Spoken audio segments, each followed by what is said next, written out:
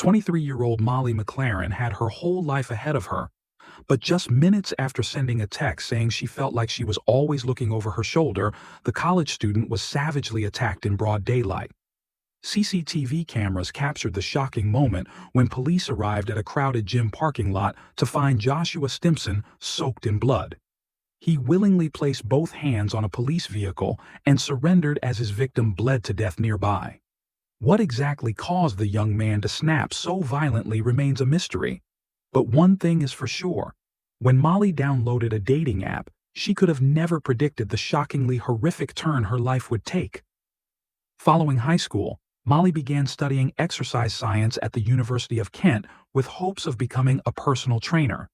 The ambitious student was undeniably busy, but she still made time for friends and even downloaded the popular Tinder app to find dates.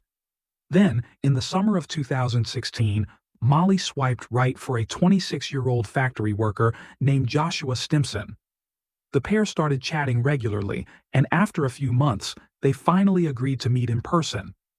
Molly expressed to her mom that she felt nervous, but said he appeared normal, and they began officially dating soon after the meetup. It wasn't long before Joshua began spending more and more time with Molly and her loved ones, even choosing to enjoy Father's Day with Molly's dad rather than his own.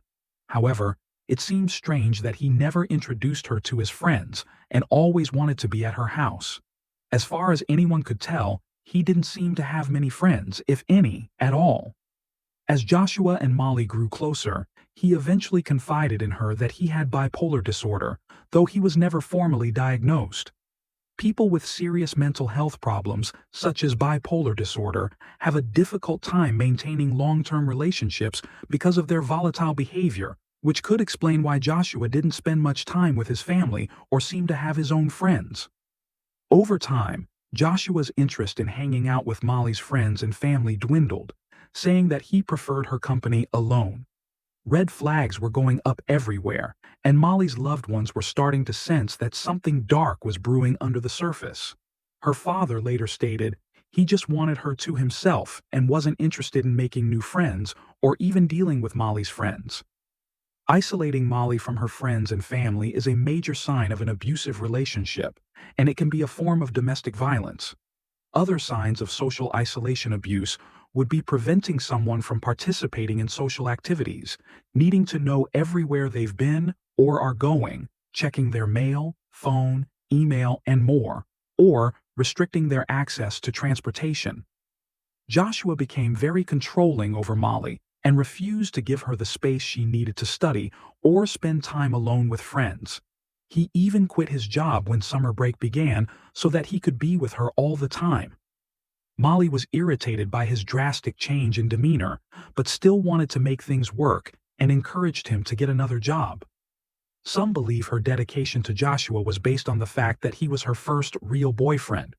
When this controlling behavior persisted, Molly told him that she needed some space from their relationship.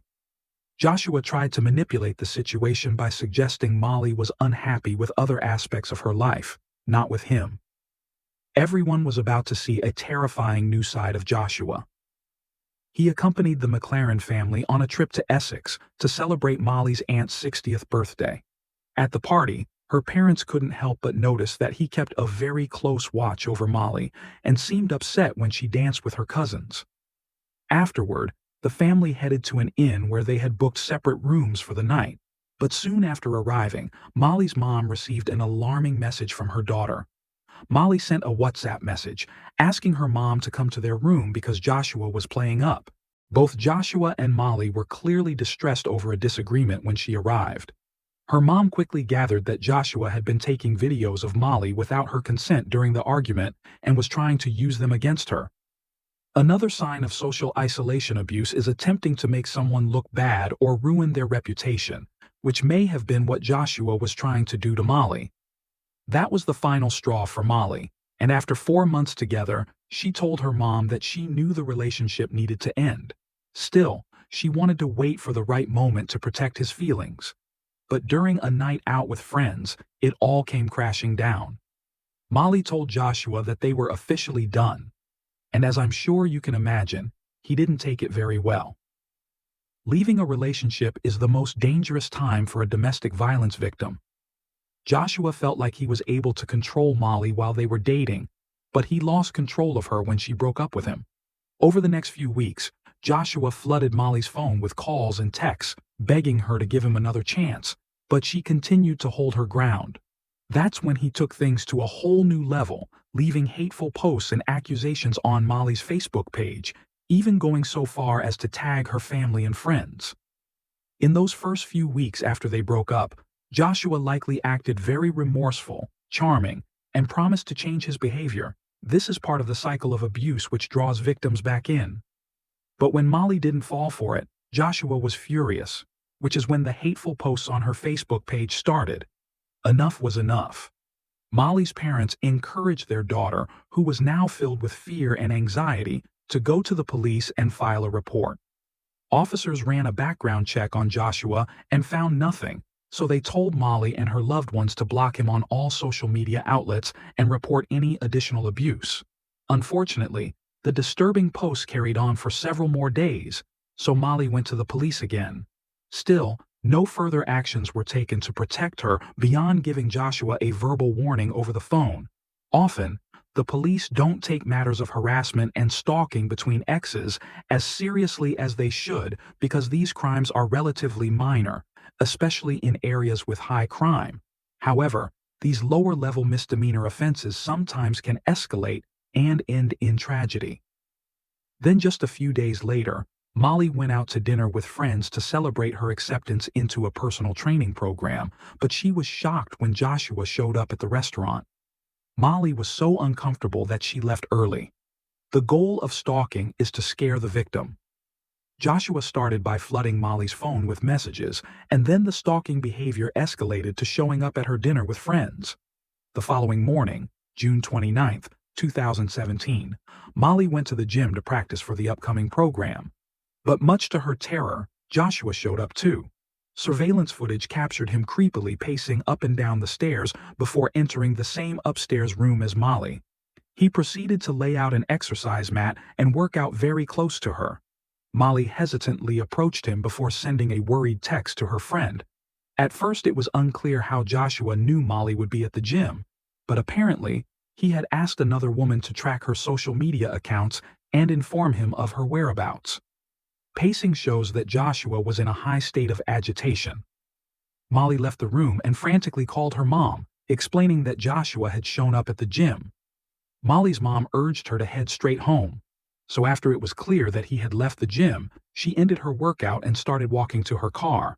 That's when she sent the chilling final message saying, "I feel like I'm looking over my shoulder all the time."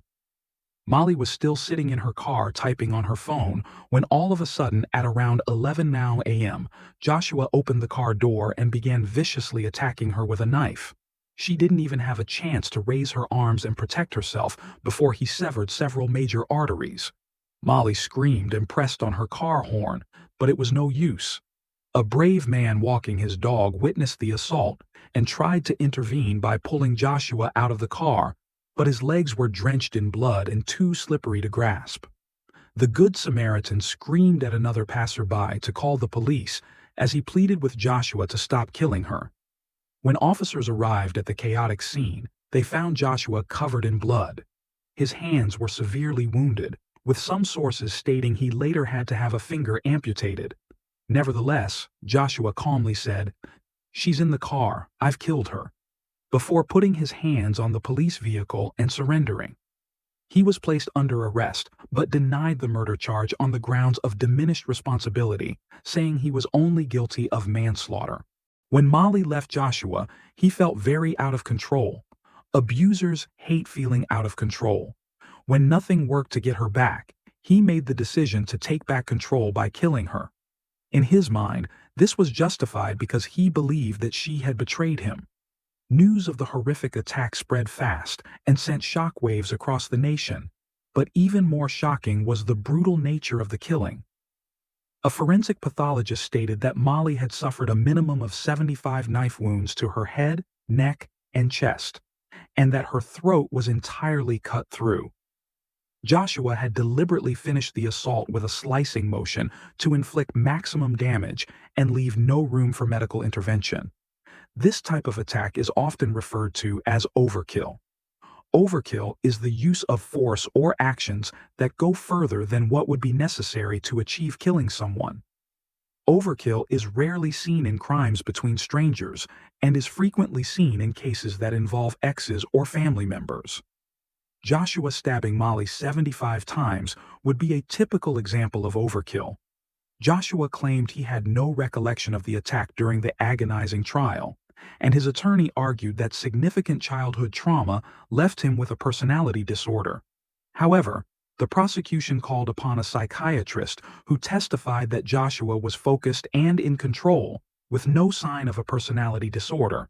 Furthermore, prosecutors showed the court surveillance footage of Joshua purchasing a knife and a pickaxe just days before the murder, proving premeditation. But there was still one more shocking revelation. Someone can be focused and in control, but still have a personality disorder. People who commit murder often have significant childhood trauma. However, it is unlikely that he had no recollection of the attack. This was not a crime of passion in the heat of the moment. He planned this well in advance and probably thought about it several times before it actually happened. He may have even had the knife with him when he showed up at the restaurant the night before, but the right opportunity didn't present itself. When he saw Molly alone in her car, he saw that as the moment to carry out his plan. Unbeknownst to Molly or her family, Joshua had reportedly stalked and harassed at least one other woman shortly before they met. Alexandra Dale, one of his ex-girlfriends, testified that she spoke to the police 3 times about Joshua, saying he threatened to drown her and slashed her car tires. Yet, according to several reports, the police took no action after these initial reports were made. In less than 4 hours, the jury unanimously found Joshua Stimson guilty of murder, and he was sentenced to a minimum of 26 years behind bars. Now, let's move on to our next case. Singaporean graphic designer Anthony Lear told reporters at his wife's funeral, "She's the angel. I am the devil." He was right. 28-year-old Anthony Lear met Annie Leong when she was just 15 years old, and they were married 5 years later. The couple welcomed a daughter in 1997, but things were far from picture perfect. You see, Anthony struggled to hold down a steady job and was known to gamble what little money they had away. Not to mention, Annie uncovered several affairs between her husband and different women. Determined to save their marriage, Annie forgave him and began working as a real estate agent to help support the family. However, by 1999, the relationship had become unbearable, leading Annie to move into her mother's house with her young daughter. Distraught by the sudden change, Anthony tried to take his own life with sleeping pills. Annie temporarily returned to help him, but that didn't stop her from filing for divorce the following year. Threatening to, or actually attempting to take one's own life, is a common tactic of abusers to manipulate their partners into staying with them. Then 9 months later, on May 14, 2001, Anthony asked Annie to meet him at a nearby park with their daughter so they could sign papers regarding their delinquent mortgage. The pair met, but there was a problem. No one brought a pen. So Anthony asked Annie to run back to her mother's flat to get one while he waited at the park. And she did. One last time. As 30-year-old Annie exited the elevator on the 4th floor, she was violently attacked from behind by an unknown assailant wielding a steak knife. Her throat was slit, and she was stabbed several times in the neck and chest before her attacker finally fled the blood-soaked scene. Annie was swiftly transported to Tan Tock Seng Hospital, but she passed away a few hours later from her injuries. Detectives worked tirelessly, combing through every inch of the crime scene, but all they uncovered was a torn section of a newspaper next to Annie's body.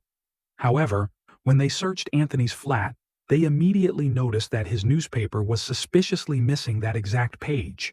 Already looking pretty guilty to the police, Anthony wasn't doing himself any favors either. He was reportedly very uncooperative and even combative with authorities as he denied any involvement in the crime. The following day, Anthony attended a wake for Annie amidst the crowd of grieving family members and friends. He sobbed over her open casket and gushed to reporters about how they had shared a deep love despite his wrongdoings as a husband. As if that wasn't enough, he also agonized to the reporter, saying, "What if I did not ask her down? What if I had brought a pen? What if I'd gone up with her? 1,000 what ifs, but one reality? She's gone." He's putting on a show for everyone and acting his part of the grieving husband. He likely is enjoying the attention and is feeling in control of the situation. Meanwhile, the investigation intensified as forensic experts unearthed recently deleted messages from Anthony's computer between himself and multiple teenage boys. Wait, what? 4 days after the murder, police brought the two teenagers in for questioning, and it didn't take long for the twisted story to unravel. One of them was 16-year-old Gavin Ung, and the other was a 15-year-old secondary school student we will refer to as Z. Investigators were stunned to the core when Z came right out and confessed to murdering Annie Leong, but they weren't terribly shocked to find out that he acted under Anthony's orders. 4 hours later, Anthony was arrested at his home and charged with abetment of murder. So who were these young boys, and how were they connected to Anthony? Well, the answers all spilled out in front of a crowded courtroom in November 2001 as Anthony and Z stood trial together. As it turns out, Anthony took a liking to a small group of teenagers who often spent time outside a local McDonald's. He visited the boys frequently and eventually inquired about whether they would kill for money. They all thought he was joking at first until he offered up $100,000 and named his wife as the target. Anthony was gaining their trust and cooperation by visiting with them frequently. This indicates that Anthony was planning this for quite a long time. The boys were young and probably looked up to him. Gavin and Z also likely felt special, as they were chosen by Anthony out of the whole group. The high amount of money was also very enticing. They also had a grown-up that they knew and trusted telling them that murder was okay. Anthony turned to Gavin and Z and explained that he needed their help carrying out the murder. He gave them detailed instructions on what to wear and how to kill his wife without being caught, even advising that they take her wallet to make it look like a robbery gone wrong.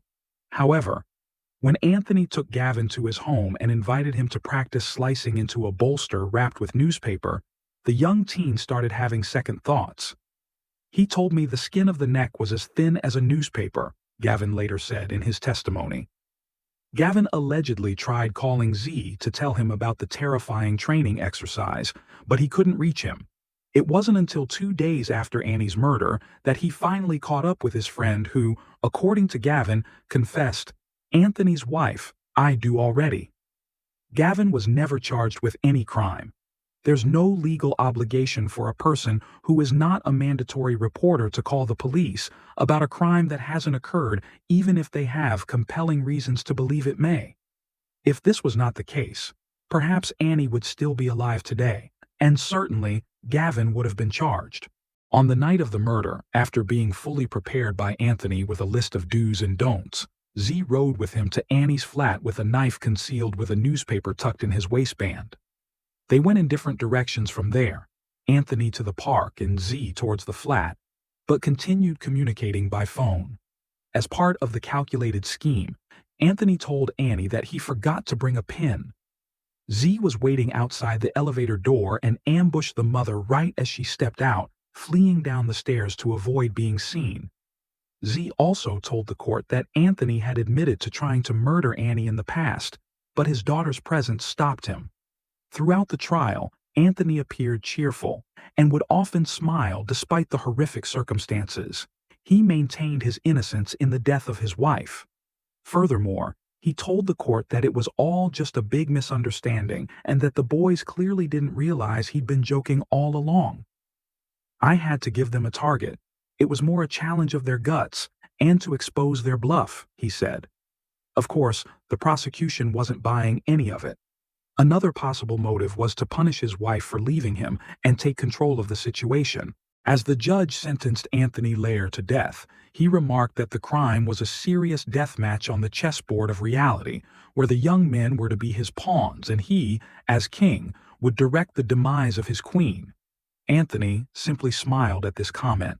He was executed by hanging on December 13, 2002. Due to his young age, Z was spared the death penalty, but he was given an indefinite prison sentence. After 17 years behind bars, he was pardoned in 2018 at 32 years old. While this insane case has gone down in history as one of Singapore's most shocking crimes to date, it's important to remember the life that was lost. Annie Leong was a devoted, kind, and compassionate mother who didn't deserve the fate that befell her, unlike her monstrous husband. Now, let's move on to our next case. Get on your stomach! Get on your stomach now! Get on your stomach! Clear that passenger. Hey, clear that car! Clear that car! If you move, I'm gonna shoot you. You understand? I'm gonna clear the car. Watch out. It's really icy. Watch out. Cross your feet and bring them to your butt. Cross your feet and bring them to your butt.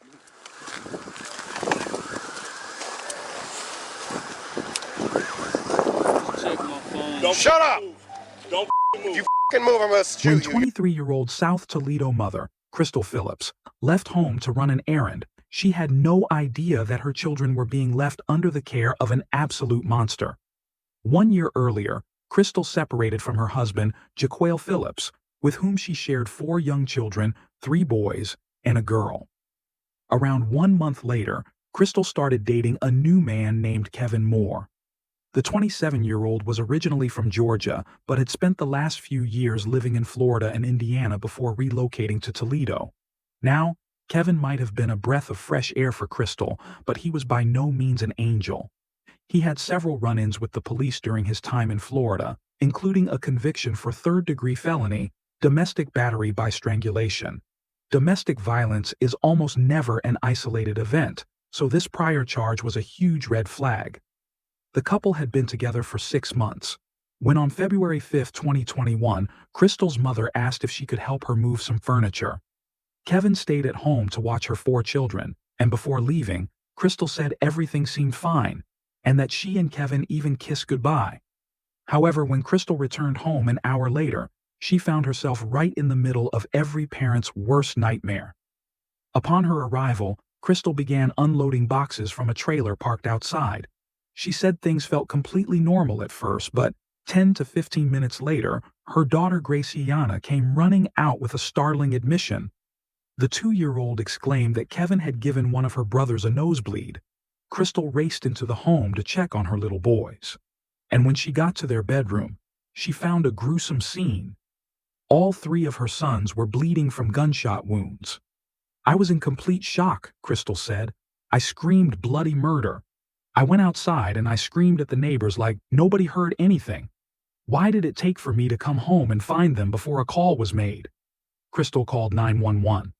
And while the order of these reports is unclear, Toledo police also received several other frantic calls, with one woman stating she heard screaming that the man shot the babies, and "I just heard like 10 more shots." Another caller reported to dispatchers that the suspect was armed and hiding in a van outside the residence. In minutes, countless police vehicles descended on the scene and formed a circle around the van. Kevin calmly stepped out of the van with the gun visibly lying on the ground nearby, but was quickly apprehended without incident. Meanwhile, officers and firefighters rushed into the home. But even some of the trained professionals weren't able to bear the horrific scene inside.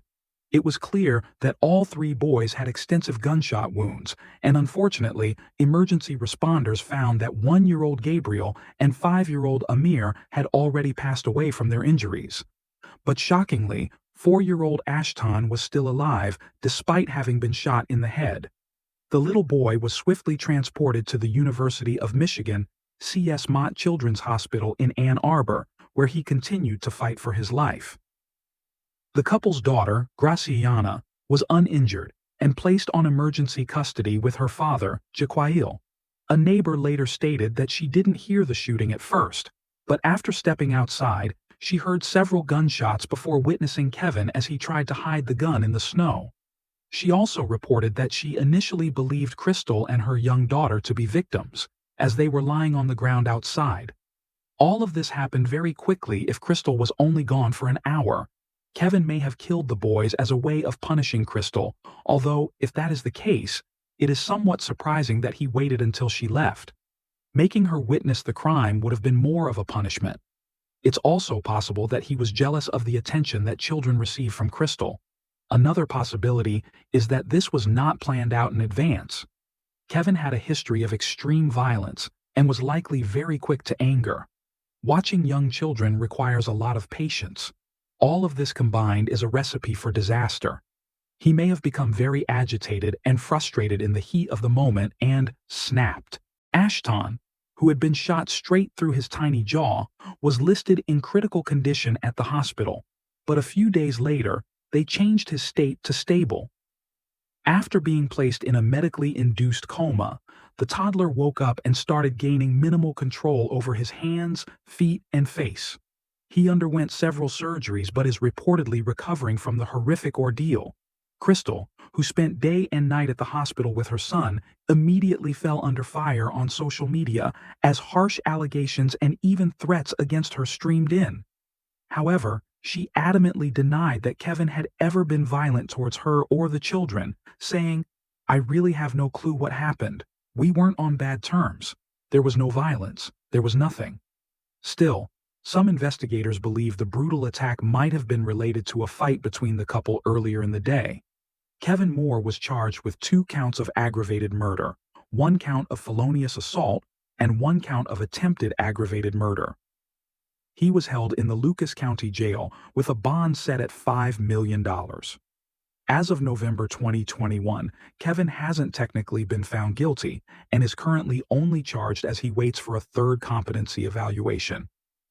He was previously deemed competent to stand trial twice before, but his attorney requested a different psychiatrist evaluate his mental status at the time of the offense. Family members of the lost boys have held protests outside of the jail, demanding that he stand trial. It is a long-held constitutional due process right in the United States that a defendant must be able to assist in their own defense. For a person to be deemed competent to stand trial, a defendant must be able to understand the proceedings. Mentally incompetent people cannot be convicted of a crime. The defendant's competency to stand trial is legally unrelated to their mental state at the time of the alleged crime. What is legally required is that they are competent during the criminal proceedings. Whether a defendant has a mental state defense, such as insanity or diminished capacity, is left to the judge with the help of testimony from mental health experts. While investigators are still struggling to determine a motive for the crime and are uncertain whether or not there was a history of domestic violence between Crystal and Kevin, it's important to remember that there are plenty of resources available to help. Some free and confidential resources available to help victims of domestic violence 24/7 include the National Domestic Violence Hotline.